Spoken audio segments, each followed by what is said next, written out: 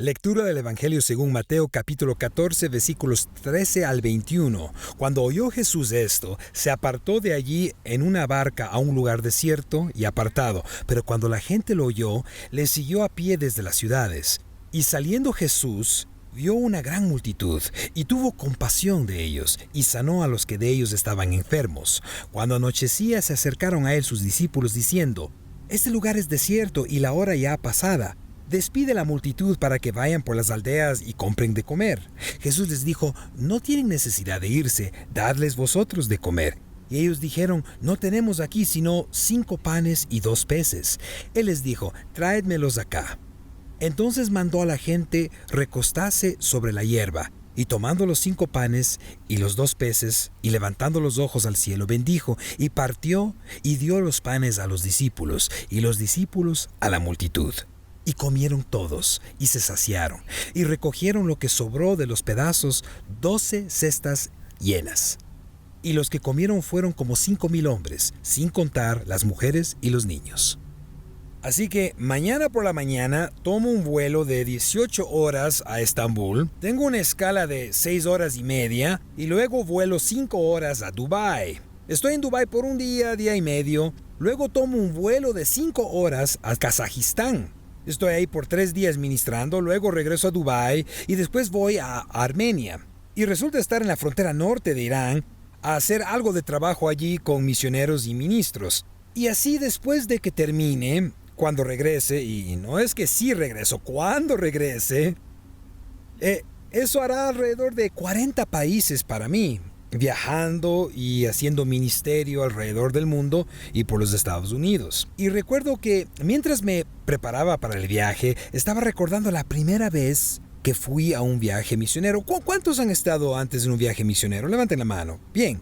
Entonces, este fue uno de esos viajes. Ahora, mis hijas dicen que mis viajes misioneros son cómodos porque soy pastor principal, pero en ese entonces, cuando yo era pastor de jóvenes en Oklahoma, me fui a Brasil. Y esto fue un viaje misionero realmente duro. No fui a Río de Janeiro a pasar el rato en el carnaval, en la playa, no hice nada de eso. No fui a la gran ciudad de Sao Paulo a hacer ministerio en la área metropolitana. Fui a Manaus, que era una ciudad del interior a orillas del poderoso río Amazonas. De hecho, es donde el río Amazonas se forma a partir del Solimões y el río Negro, y se forma el Amazonas, y es caluroso y húmedo y lleno de mosquitos. Aterrizamos por la mañana y el misionero nos recoge y dicen: Oigan, espero que todos estén listos para predicar esta noche, porque los voy a dejar en varios lugares para predicar. Y me miró a mí porque me conocía y dijo: Jason, tú vas a ser el último al que deje porque voy a ser tu intérprete. Yo dije: genial. Así que nos recoge en una camioneta y vamos a varias pequeñas iglesias del centro de la ciudad por todo Manaus. Y cada tipo va siendo dejando en su lugar y luego me deja a mí en mi ubicación. Ahora, camino hacia el lugar y es un enorme estadio al aire libre. Ahora, dijeron que iba a ser una multitud pequeña esa noche porque solo esperaban que asistieran un poco más de 6,000 personas. Ahora, instantáneamente, como pastor de jóvenes de 25 años que probablemente no tiene una teología muy sólida, me entra un poco de pánico y me preocupé por lo que iba a decirle a esa multitud de 6,000 personas. Pero el misionero me aseguró que él me respaldaba porque iba a interpretar por mí. Por cierto, era la primera vez que predicaría frente a una multitud con un intérprete. Y estaba bromeando con él, su nombre era Mark, y le dije bromeando: ¿qué vas a hacer? ¿Corregirme mi mensaje? Y me dijo: sí es malo. Simplemente predicaré lo que yo quiera predicar, nadie notará la diferencia. Así que recuerdo estar predicando sobre esta plataforma de 8 pies de altura, 3 metros, mirando a 6,000 personas, y ellos vinieron caminando desde toda la ciudad para oírme, lo cual es como: yo no vendría hasta acá a oírme a mí, pero ellos vinieron y me oyeron. Y realmente no recuerdo qué prediqué ni cómo fue. Todo lo que recuerdo es que después los altares estaban inundados. Y oré por personas, hora tras hora, tras hora, tras hora. Y salí de ese estadio exhausto y pensé: ¿dónde está ese tipo de fuego en la iglesia estadounidense? Y me fui pensando: ¿por qué no nosotros y por qué no ahora?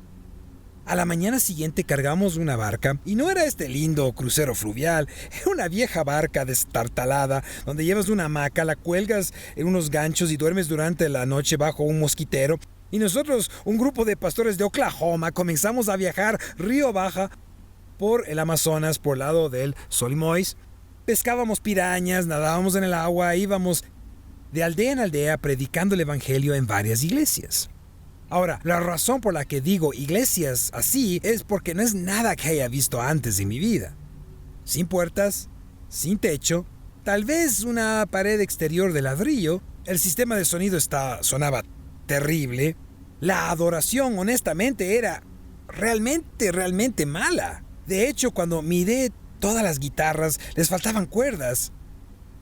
Pero estas pequeñas iglesias de aldeas eran expresivas en su adoración a Dios, y la gente tenía lágrimas corriendo por sus rostros, y nos amaban y nos daban regalos, y apreciaban la predicación del Evangelio. Y mientras pensaba en ese momento, me pregunté si alguna vez veríamos algo así en los Estados Unidos.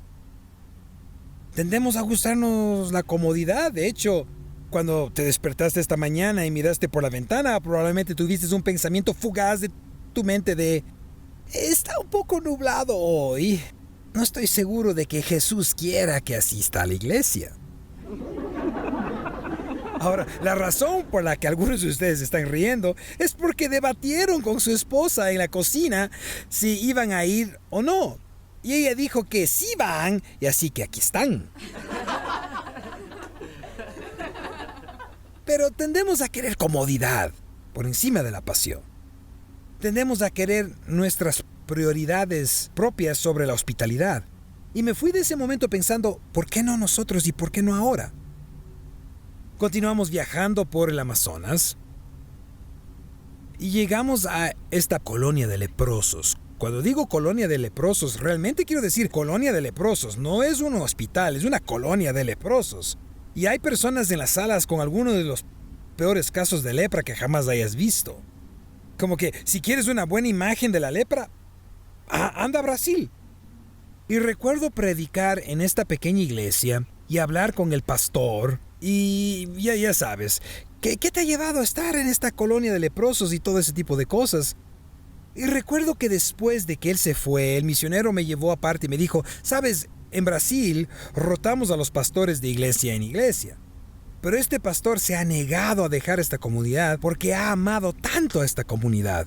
Y por eso, y por la exposición prolongada, ahora él es un leproso y nunca podrá salir de este lugar. A la mañana siguiente fuimos a la sala del hospital. Y lo recuerdo con total claridad. Cama 17. Alberto Alves. Alberto no tenía brazos ni piernas. Habían sido completamente consumidos por la lepra. No le quedaba nariz y la córnea de sus ojos había desaparecido porque la enfermedad había devastado su cuerpo. Y durante 30 minutos estuvimos de pie junto a su cama y todo lo que hizo fue citarnos las escrituras.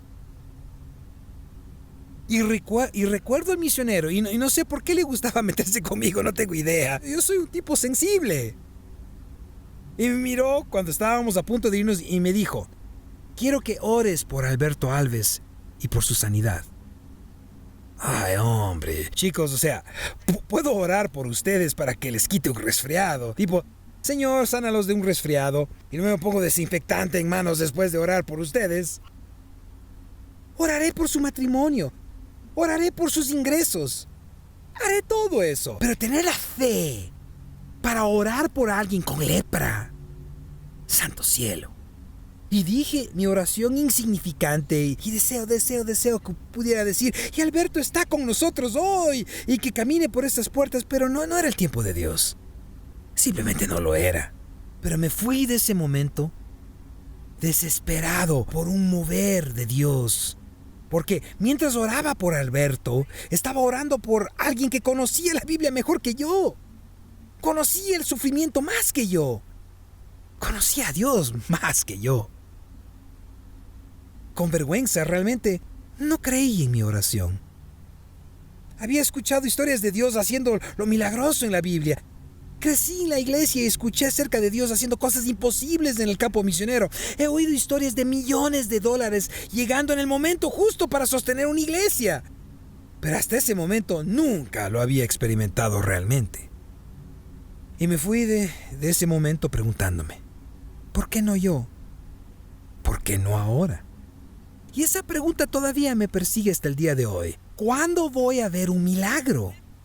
¿Cuándo va a Dios a cabalgar en su caballo blanco y traer provisión a mi situación? ¿Cuándo multitudes de personas inundarán la casa de Dios anhelando escuchar el Evangelio? Y siempre le pregunto a Dios, ¿por qué no nosotros? ¿Por qué no ahora? Hace un par de semanas me estaba reuniendo con algunos miembros de nuestra junta directiva, no todos, solo algunos hombres en la sala, y les estaba compartiendo mis métricas. Y soy un líder muy pragmático, muy práctico. Y estaba sentado ahí diciendo, bien, quiero que aumentemos nuestra asistencia en un 20% en el año 2026.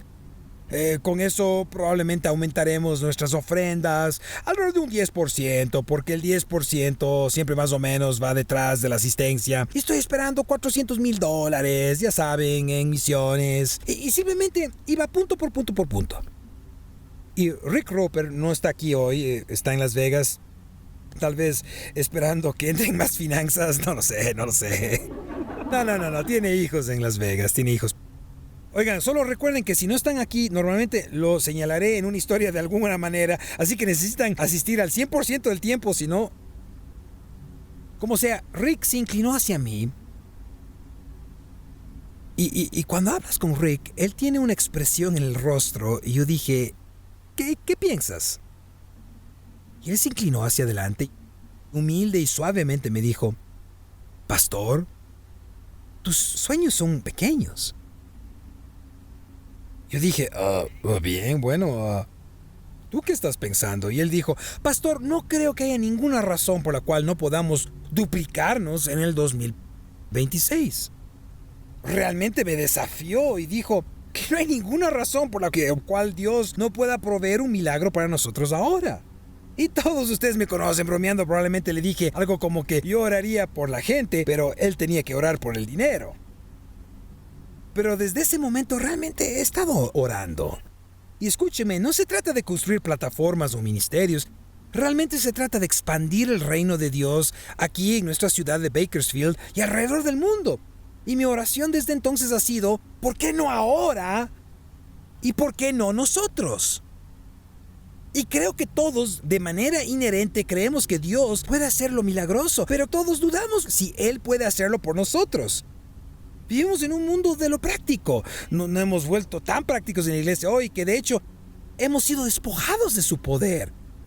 Entramos con una mentalidad como de, y sí, vamos a cantar unas canciones. Pastor va a predicar, saldremos, ya sabes, 11:30, tal vez 11:45. Si el pastor realmente se entusiasma, lo va a ir cerrando 11:55 porque seguramente no querrá que yo llegue tarde al almuerzo. Pero aquí está el asunto. ¿Dónde está nuestra expectativa de que cuando llegamos a este lugar tendremos un encuentro con un Dios poderoso que todavía puede hacer milagros? El gran escritor cristiano A.W. Tozer dijo que el Dios de la iglesia evangélica moderna rara vez asombra a alguien. Y eso es una acusación. Así que quiero hacerles esta pregunta el día de hoy, mientras que empezamos este mes de misiones. ¿Qué tal si no existiera limitaciones a tus ingresos? No inhibición a tus sueños sobre lo que Dios puede hacer. No hay separación entre lo natural y lo sobrenatural en tu vida. ¿Qué de bueno puede hacer Dios en tu vida? ¿Por qué no tú? ¿Por qué no ahora? Inmediatamente me da nervios cuando digo eso. Porque me siento insuficiente. Pero cada milagro de la Escritura comienza en un lugar donde se siente insuficiente. No tenemos suficiente tiempo, no tenemos suficiente dinero, no tenemos suficiente fuerza, no tenemos suficiente fe. Ahora, cuando llegamos a Mateo capítulo 14, se abre con pérdida y con dolor. Jesús acaba de enterarse de la muerte de Juan el Bautista, su primo, y se retira a un lugar solitario. No para realizar un milagro, sino para lamentarse. Sin embargo, las multitudes lo siguen. Traen necesidad, traen hambre, traen sueños que aún no se han cumplido. Y en este curso de colisión donde vemos esta limitación, la limitación humana y la compasión divina, donde nacen los milagros. Y así vemos este versículo, en el versículo 14, que cuando desembarcó, vio una gran multitud y tuvo compasión de ellos. Ahora, esto es lo que quiero que anoten. Escuchen, los milagros no comienzan con poder, los milagros comienzan con compasión. En total hay 6 relatos de este momento, de esta alimentación milagrosa en los evangelios. Tenemos 2 en Mateo y Marcos, 1 en Lucas, 1 en Juan, y muchas veces la iglesia primitiva, la marca de la iglesia primitiva en las iglesias cristianas, estaba representada por panes y peces. Y a menudo me he preguntado por qué estaban tan fascinados con esto. ¿Por qué cada evangelio incluye la historia de los panes y los peces? Bueno, creo que tiene que ver con esta palabra griega para compasión. Literalmente significa ser conmovido desde las entrañas o las vísceras, donde los antiguos consideraban que residían las emociones y los sentimientos. El Hijo de Dios no era distante, no era frío y calculador. No era analítico con respecto al sufrimiento, la confusión o la desesperación. Lo que Mateo realmente está tratando de decirnos es que Jesús sentía dolor por ti y por las personas que estaban a su alrededor, ya fueran incrédulos, judíos, gentiles, hombres, mujeres, jóvenes, ancianos, ricos o pobres. Así que la razón por la que esto resuena tanto con los escritores del Evangelio es porque nos muestra a un Dios que se preocupa por los pequeños detalles de nuestra vida. Cuando eres pobre y tienes hambre, a Jesús le importa. Cuando estás enfermo y cerca de la muerte, a Jesús le importa. Cuando estás solo y aislado, a Jesús le importa. Cuando estás deprimido o lleno de ansiedad, a Jesús le importa. Esto es un mensaje que todavía resuena hoy, que tenemos a un Cristo que se preocupa profundamente por nuestra necesidad. Tomó lo ordinario y lo convierte en algo asombroso. Mira esto, los milagros comienzan cuando traemos lo que tenemos, no lo que deseamos tener. Seré el primero en admitir que puedo convencerme a mí mismo de no creer en un milagro. ¿Puedes tú? Vienes al altar. Dios, yo solo estoy creyendo que me vas a ayudar a pagar mi hipoteca esta semana. Oh, Dios, estoy creyendo que vas a salvar a mi hijo y a mi hija perdidos. Estoy creyendo eso. Sé que están lejos, sé que no tengo dinero en mi cuenta bancaria, pero de verdad lo creo. Y luego comienzas a hablar contigo mismo mientras regresas a tu asiento. Y uno dice, no hay manera que Dios pueda hacer eso. Ni siquiera tengo a alguien que pueda escribirme un cheque y enviármelo. Estoy completamente quebrado. Y muchas veces nos convencemos a nosotros mismos de no creer en milagros porque somos prácticos y lógicos. Y si piensas que eres la primera persona en hacer eso, no lo eres, porque mira lo que sucede con los discípulos. Cuando anochecía, los discípulos se acercaron a él y dijeron, este lugar es desierto y la hora ya pasada. Despide a la multitud para que vayan por las aldeas y compren de comer. En otras palabras, esto es demasiado grande para nosotros. Esto está más allá de nuestra capacidad. Esto no es realista.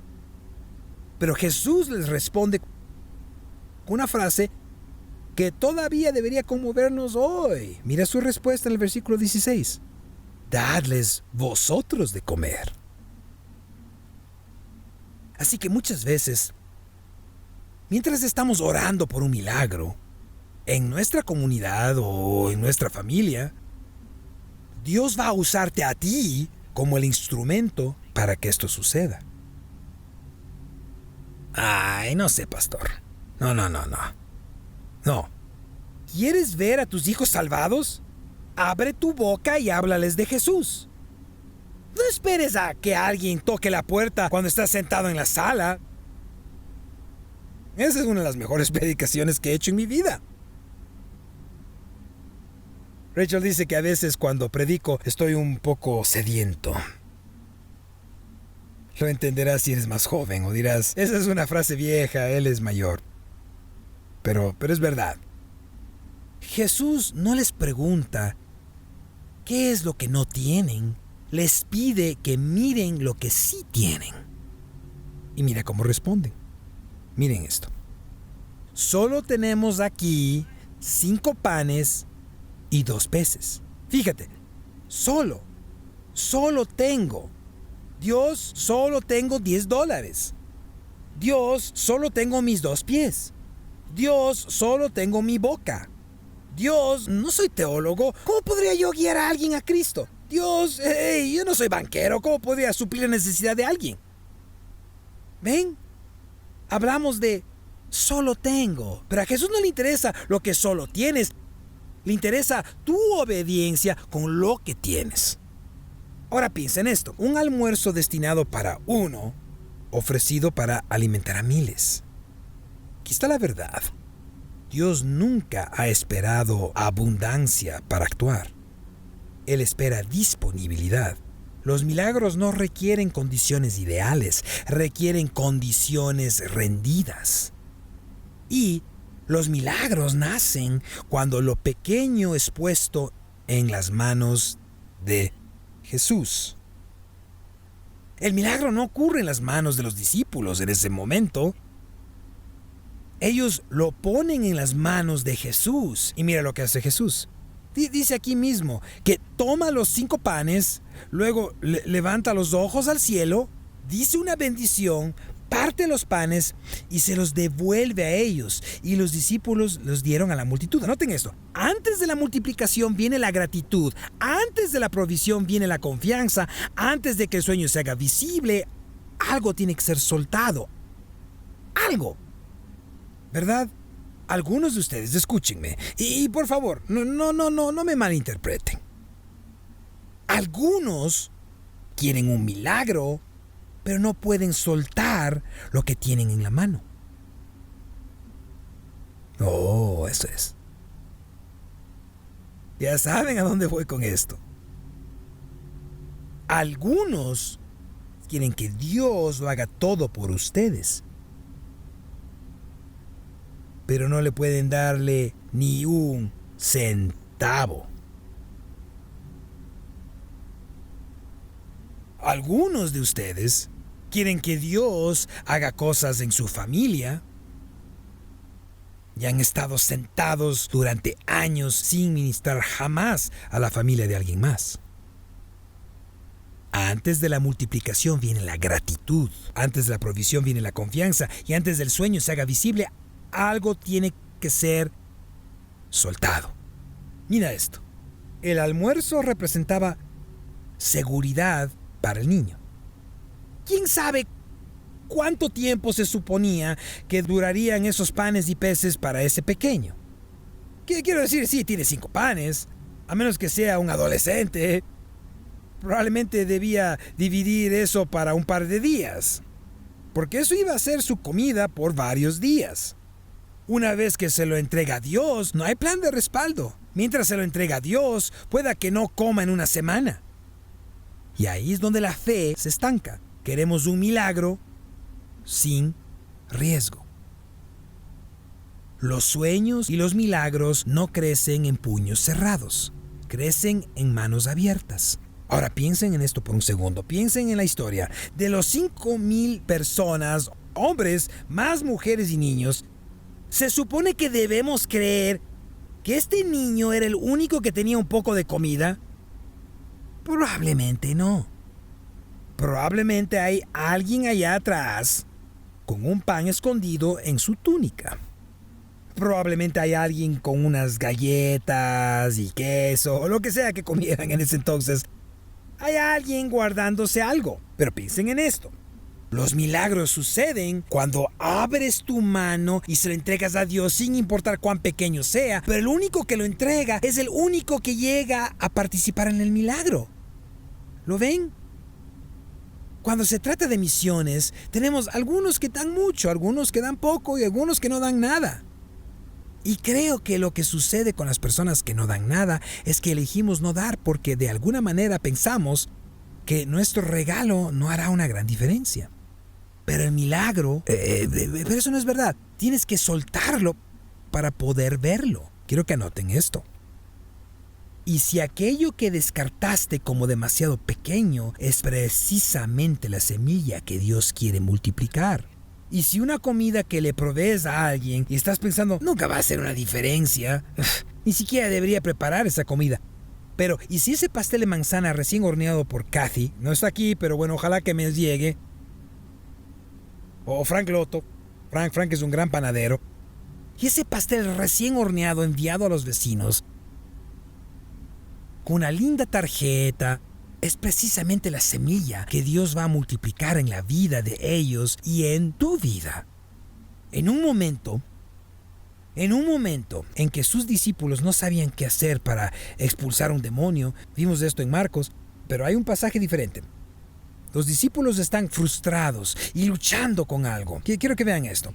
Jesús les dice en Mateo 17, que Él dijo, por vuestra poca fe, porque de cierto os digo que si tuvieres fe como un grano de mostaza, diréis a este monte, pásate de aquí allá y se pasará, y nada os será imposible.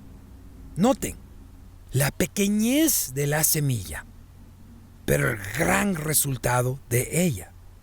Tozer, el escritor, comentando sobre este pasaje, dijo que no es el tamaño de tu fe, sino la grandeza de tu Dios en quien tu fe descansa. Y eso es cierto. No se trata de nosotros, se trata de su gran poder. Simplemente se nos pide que nos movamos, que obedezcamos, que soltemos, porque miren esto, el milagro sucede cuando obedecemos, no cuando entendemos. Y aquí es donde yo me interpongo. Quiero decir, cuando Rick, que se recostó en su silla y dijo, doble, yo pienso, güey, ¿cómo va a pasar eso? No tenemos suficientes trabajadores. Mi predicación es buena. Amén. No. Alguien acaba de hacer esto. Vamos. Eso era lo que yo pensaba. Nadie va a venir por esto. Ya saben. No tenemos suficiente espacio, no tenemos suficientes maestros. O sea, empiezo a pensar o tratar de entender o imaginármelo lógicamente, pero no se trata de lo que yo entiendo, se trata de obedecer. Noten que Jesús parte el pan y se los da a sus discípulos. Les devuelve exactamente lo que tiene en sus manos. Exactamente. 5 panes, 2 peces, devueltos a los discípulos. Y mientras ellos lo reparten, comienza a multiplicarse. Se multiplican mientras lo distribuyen. Ellos tuvieron que dar un paso de obediencia antes de ver el resultado. Y aquí es donde la fe se convierte en acción. Los milagros a menudo se desarrollan en movimiento, no en la certeza. Así que entiendan esto. Al final del servicio, vamos a pedir a nuestros ancianos que vengan y les vamos a pedir que acerquen al frente. Si están buscando milagros, si necesitan que Dios haga algo milagroso en su vida, hacemos esto cada semana. Y algunos de ustedes están creyendo por un milagro, pero se niegan a dar ese paso. Y nunca van a ver su milagro si no se mueven. No necesitan claridad para obedecer, no necesitan el plan para dar el primer paso, no necesitan garantías para decir sí. Mientras analizo nuestra iglesia y el movimiento de Dios, me pregunto, ¿por qué no nosotros? ¿Por qué no ahora? ¿Por qué asumimos que los milagros son para otra generación, otro lugar, otra iglesia? Miren, este año dimos casi $400,000 en misiones. Financiamos completamente nuestro compromiso de $100,000 para la Biblia de Fuego. Financiamos iniciativos educativos y apoyamos a misioneros en todo el mundo. Alimentamos a 5,000 personas este año con nuestra ofrenda Amor en Acción de Gracias. Incluso cuando no lo teníamos, los milagros ya están sucediendo. La pregunta no es, Dios, ¿por qué no te mueves? La pregunta es, Dios, ¿cómo puedo entrar en este movimiento?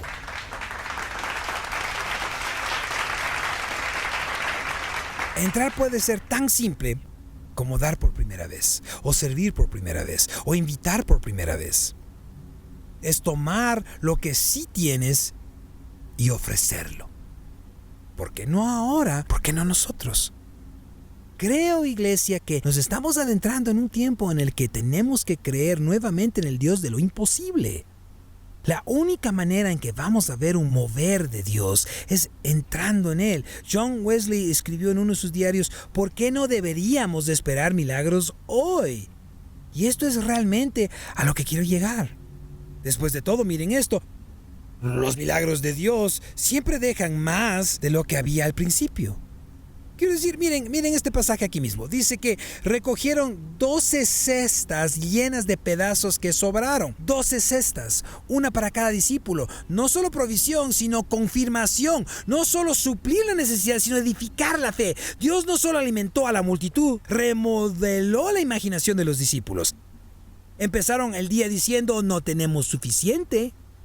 Y terminaron el día cargando la evidencia de que Dios es más. Tengo grandes sueños para esta iglesia.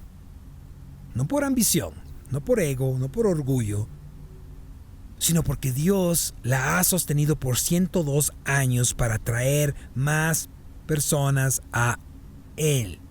Y aunque tengo grandes sueños, los sueños de Dios para esta iglesia son más grandes que los míos. Tengo grandes metas para misiones. Quiero que demos más de $400,000 este año y mi meta milagrosa es $500,000. Pero creo que Dios quiere más. Y la razón por la que creo que Él quiere más se basa en la 2 de Pedro 3:9. Mira lo que dice: el Señor no retarda su promesa, según algunos la tienen por tardanza, sino que es paciente para con nosotros, no queriendo que ninguno perezca, sino que todos procedan al arrepentimiento. Todos significa todos. Esa es tu hija o tu hijo descarriado. Ese es tu nieto adicto a las drogas. Ese es tu esposo adicto al porno.